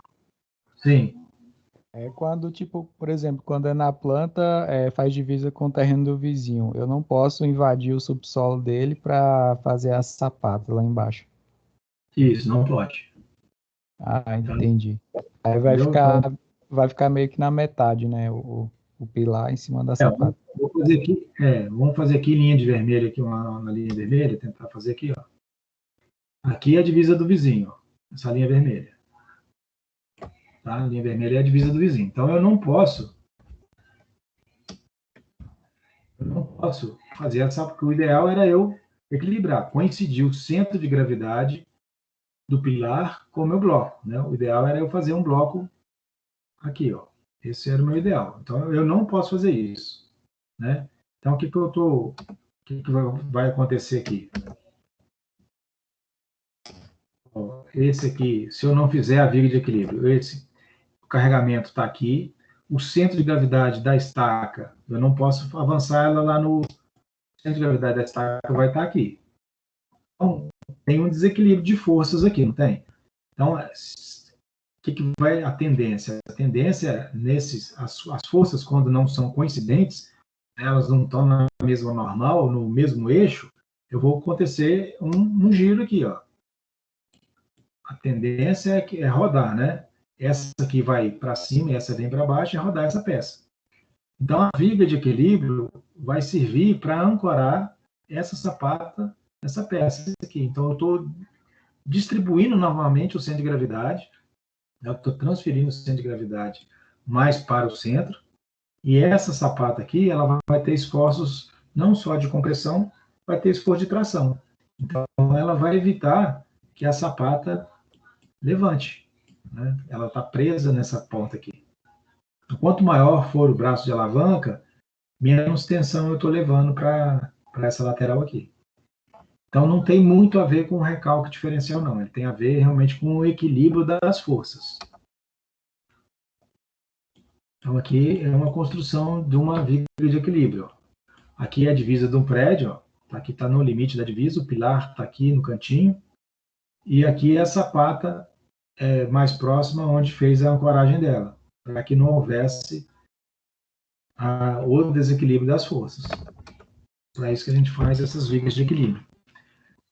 As construções do Niemeyer devem ter trabalhado muito isso, né, professor?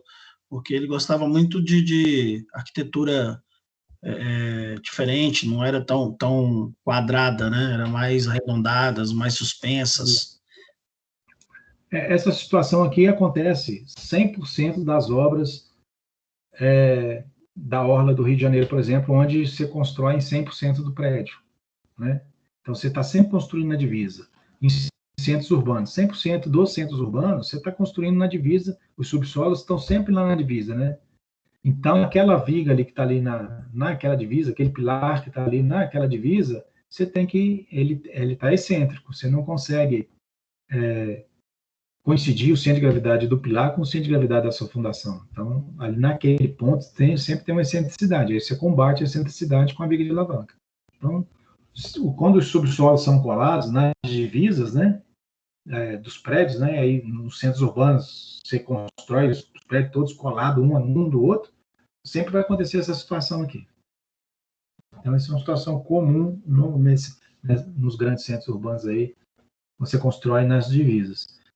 Agora, agora acontece também do cara fazer a fundação dele invadindo, né, o prédio, o terreno vizinho. Acontece muito também. Mas está errado, né? Mas o cara faz estruturalmente está correto, mas legalmente ele está errado.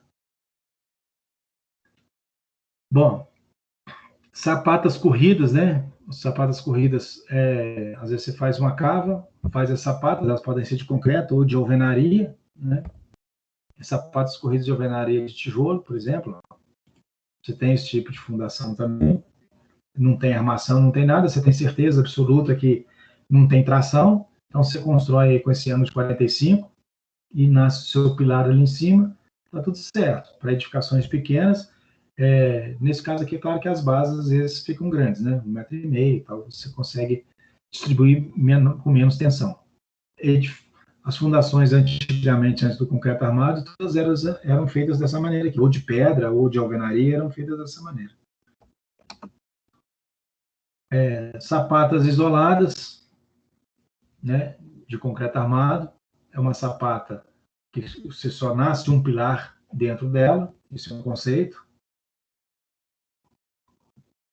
Superfície de sapatas corridas, então você tem a sapata onde vai nascer vários pilares nessa sapata corrida, né? Normalmente ela é uma viga chata, uma viga chata onde vai nascer vários pilares, em comum em alvenaria estrutural.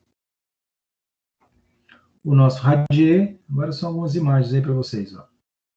O radier, aqui eu não tenho estaca, não tem nada, é uma laje, né, entre aspas, laje, né, uma estrutura que chama radier, apoiada direto no solo. Então a área é muito grande, então a tensão é muito baixa, né? Então, quanto maior a área de contato com o solo, menor é a tensão. Então, aqui nós temos os radiers, estacas mistas aqui, ó, estaca metálica e madeira junto, né? Ou metálica e concreto. Algumas imagens para vocês verem agora. Aqui a gente tem estacas metálicas, né? Estaca de aço, perfis metálicos.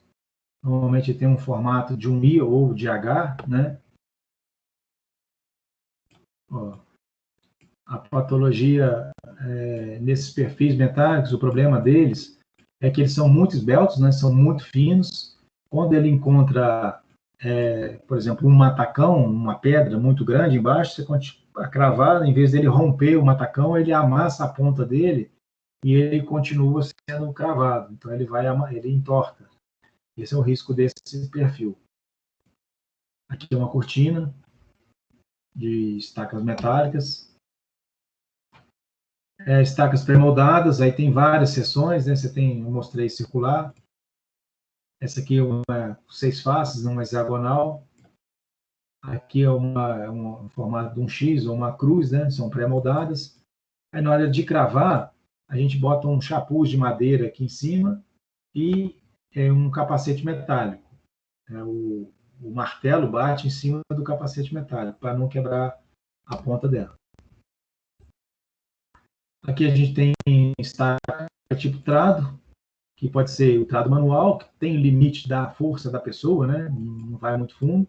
Ou você tem o trado acoplado numa reta escavadeira, por exemplo, para fazer fundações de muro, pequenas edificações, né? Tem uma produtividade muito grande. Aqui, estaca Strauss, já tinha mostrado para vocês. O problema da estaca Strauss, ela gera uma lama enorme, porque você circula água dentro dessa tubulação para poder amolecer a terra e continuar escavando. E isso faz uma lama e a gente sempre tem dúvida da estabilidade do corpo da estaca, né? Já uma estaca Frank, execução da estaca Frank. Você crava, eu tinha mostrado a vocês, né? Vocês cravam a estaca, crava a camisa, vai na profundidade que precisa, 9, 10, 15 metros, o que for. Essas camisas são emendadas, vocês vão emendar na camisa.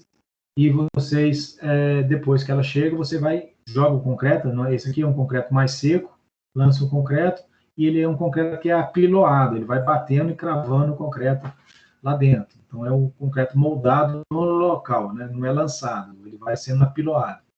É um traço magro aí, magro que eu digo assim, de baixo fator água-cimento, e ele vai sendo socado dentro da terra lá, e à medida que vai socando, você vai sacando a camisa metálica.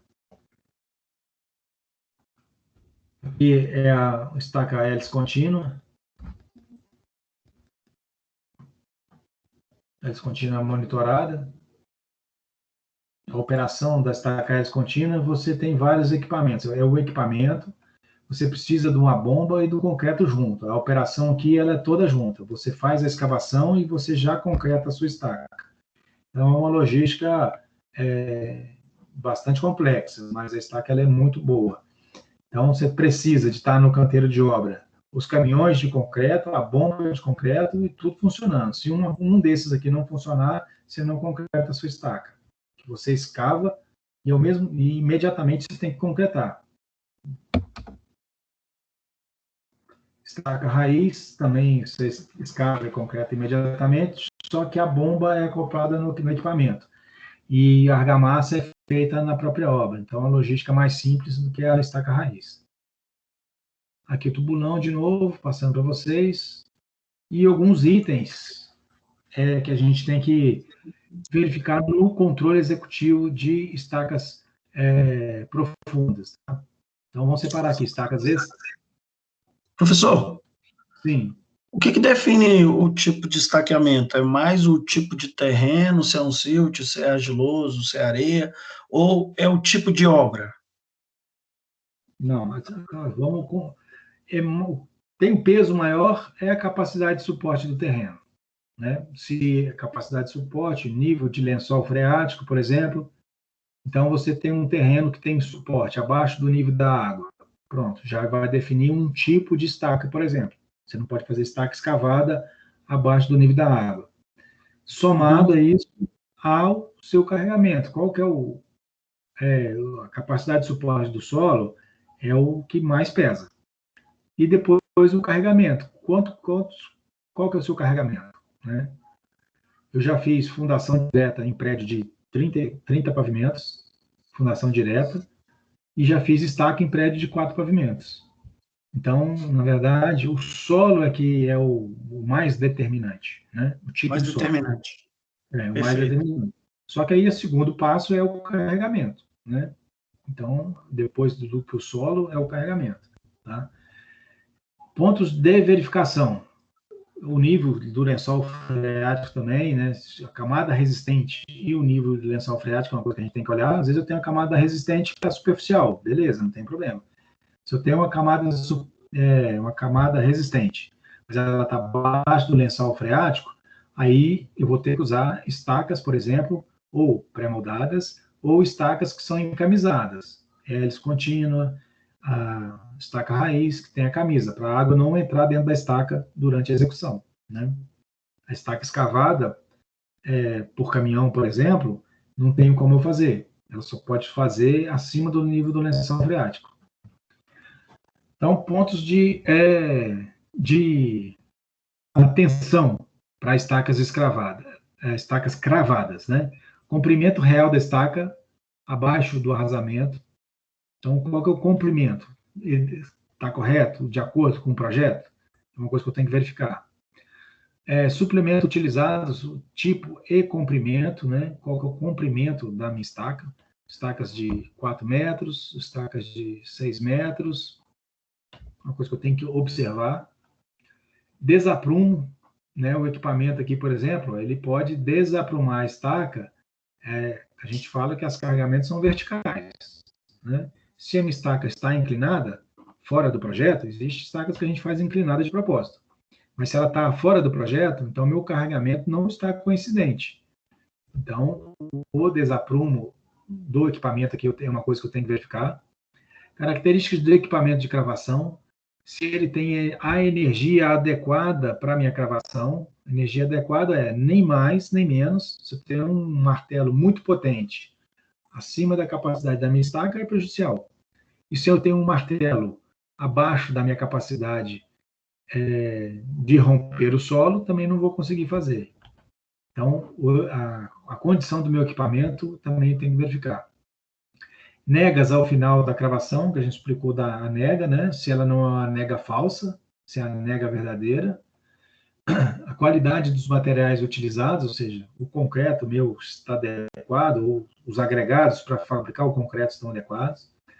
Consumo de material por estaca, no caso das estacas moldadas em local, nas estacas pré-moldadas, o consumo já está definido, a geometria da estaca está pronta.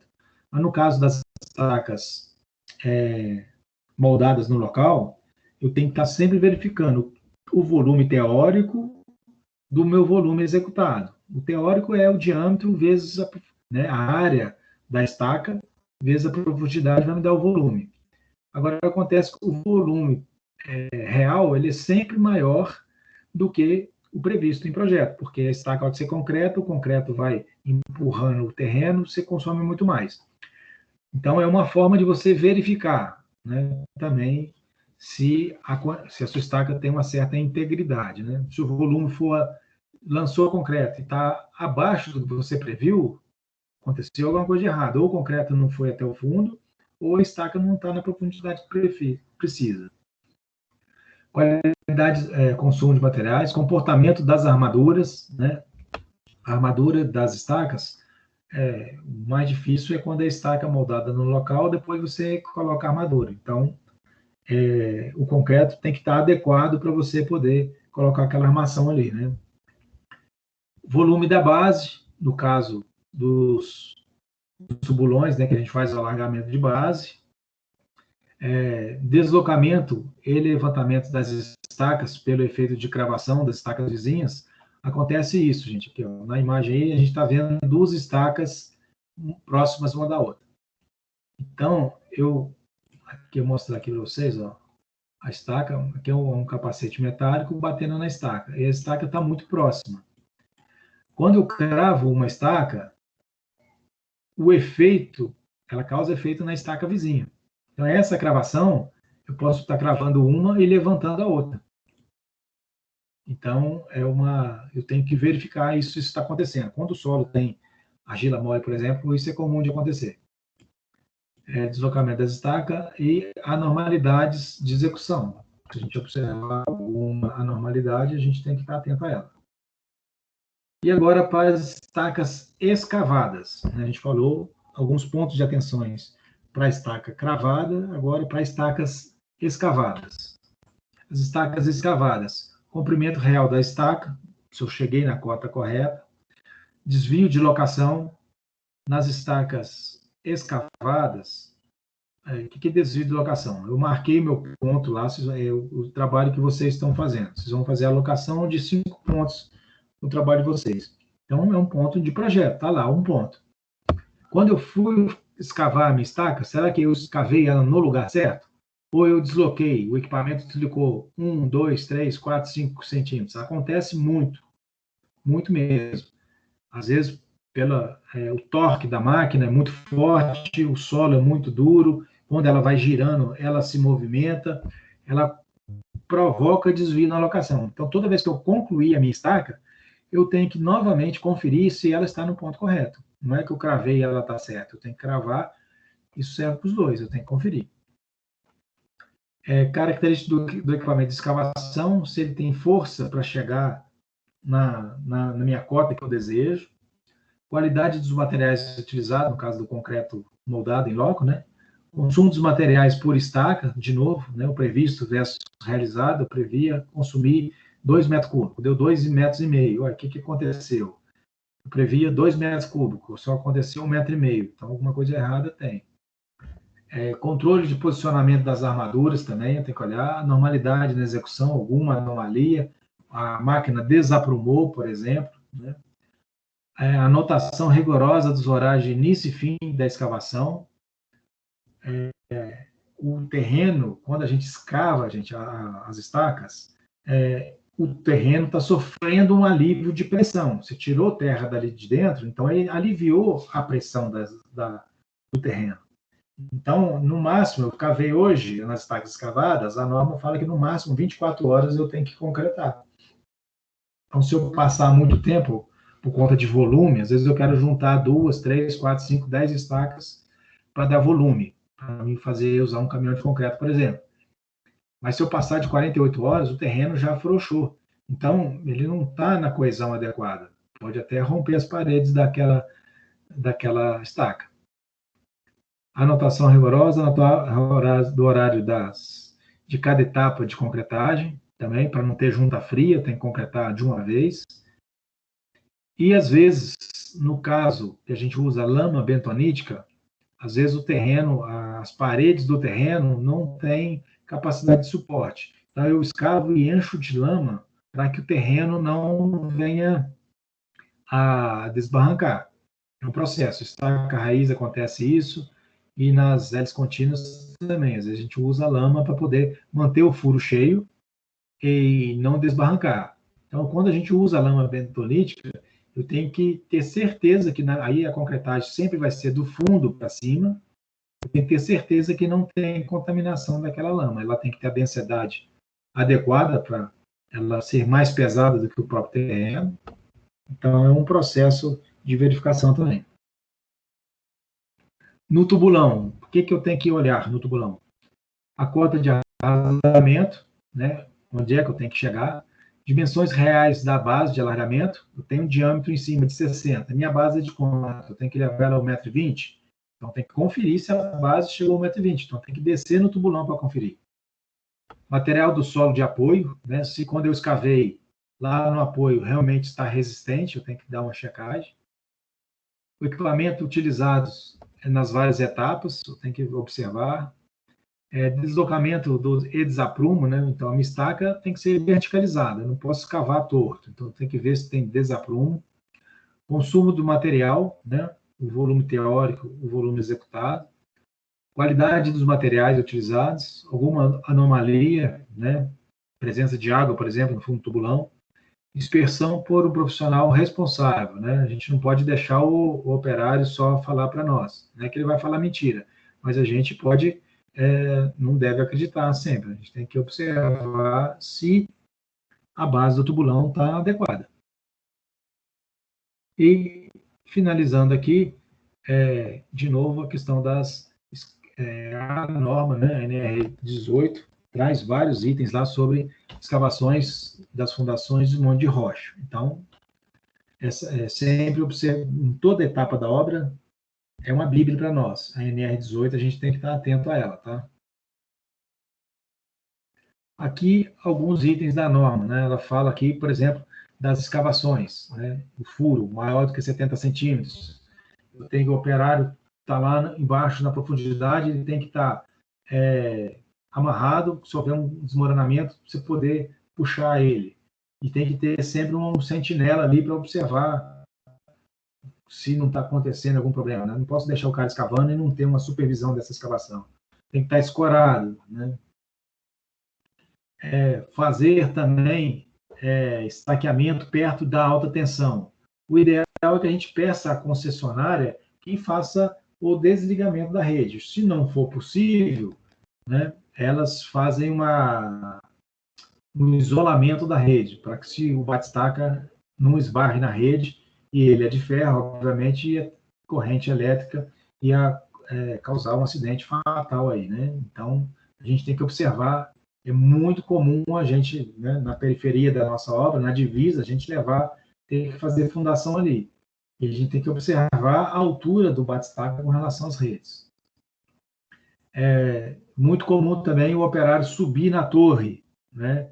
O operário, quando sobe na torre, ele tem que estar com cinto, trava-queda, capacete. O cinto trava-queda tem que estar preso num elemento isolado, para que, se ele tiver que cair, ele, se tombar, por exemplo, o equipamento, ele não tombar junto. Isso é uma observação que tem que ser feita. Os buracos que a gente faz, por exemplo, principalmente das estacas escavadas, é muito comum, né? Ela está no chão, você tem que tampar o buraco, identificar, porque o operário ele não tem essa visão periférica toda, né? A gente está andando, a gente não consegue ver, enxergar o furo. Já acontece inúmeras vezes o operário cair dentro de tubulão. A gente já cansou de ver na televisão aí criança caindo, invade a obra, né? Cai no furo, animais que caem no furo de fundação. Então é importante a gente mitigar esse risco aí. O colega aí pode até trazer alguma informação se já socorreu alguém que caiu dentro do tubulão por acidente. Geralmente são animais, né, professor? Cachorro, gato. O tubulão geralmente são construções, em grande maioria são construções pequenas, mas os animais domésticos, eles sofrem muito nessas construções. E nós somos acionados direto para tirar um animal que caiu em tubulão. Então, isso não ocorreria se você terminar o furo e tampanar o furo, né? Então, A devida proteção. Fazer a proteção, isso é importante. Bom, pessoal, é isso que a gente tem hoje. Né? Existem inúmeros, fora do Brasil, outros modelos de fundações, né? XPP, por exemplo, na Holanda, que é por penetração. Existem vários outros que a gente não consegue elencar aqui, mas deu um número razoável de fundações aí para vocês verificarem, tá? E estou aqui à disposição para vocês para tirarem dúvidas, se quiserem comentar alguma coisa que virem em algum determinado lugar, não entenderam, ou que aconteceu com vocês. Enriquece a área de todos aí. É importante a participação de todo mundo aí. E dúvida é óbvio que tem, gente. A gente não tem que estar inibido aí com relação a dúvidas, não. A gente tem que interromper, falar, e vocês já estão aí numa fase da vida, vocês já passaram dessa fase básica da engenharia. A hora de ter dúvida é aqui. Na vida profissional, a gente dá apoio também, mas é importante aqui, é um momento de discussão, de diálogo também, tá? Fiquem à vontade aí. Estou à disposição de vocês aqui agora. Lembrando que para a próxima aula tem entrega lá do nosso trabalho, né? Professor, eu queria aproveitar o espaço para perguntar para o senhor sobre a atividade de domingo. Eu sei que o senhor já adiantou no início da instrução, mas se caso chover, o senhor vai tolerar a gente cancelar a atividade de domingo e repassar para o domingo subsequente? Porque o tempo está muito chuvoso. Sim, não, com certeza, claro, ninguém vai trabalhar embaixo da chuva. Mas vai tirar foto da chuva lá para mim. Ó, Não, perfeito. Então. Perfeito. Nós buscamos um local mais seguro, que fosse central para a grande maioria da turma, será lá na Celândia, é um quartel do Corpo de Bombeiros, o interior do quartel do Corpo de Bombeiros já está acertado com o comandante da unidade, que gentilmente cedeu espaço para a gente realizar essa atividade. Muito bom, bacana. Obrigado aí pelo apoio aí, viu? Isso aí é importante, esse apoio de vocês aí. Tá? Porque a gente prima pela segurança de todos, né, professor? A gente ficou preocupado de ir para uma área baldia e, sei lá, passar por uma situação de assalto ou coisa do gênero. Não, bacana. Obrigado mesmo pelo apoio aí. Muito importante esse apoio. Agradeço aí. Leonardo, o Gabriel pediu para informar o senhor que ele não vai poder participar da atividade, está doente, ele colocou aí no chat. E a Larissa, ela não se pronunciou e ela já saiu da instrução, né? A gente não tem, eu pelo menos não tenho o contato dela. A gente insistiu aí para o pessoal se pronunciar e eu acho que só ela que ainda não se pronunciou. Bom, ela não está no chat aqui, ela saiu também. Ela não está mais no... Larissa, tá aí, Larissa? Deixa eu ver se ela está aqui. Ela não está sim, está presente. Larissa, colocou. Aqui. Larissa, você pode disponibilizar seu contato telefônico para a gente inserir no grupo? Posso sim. Obrigado. Nada. Ela já está no grupo, eu acho. Mas tá no grupo, sim. Bom, pessoal, estou aí à disposição de vocês, tá?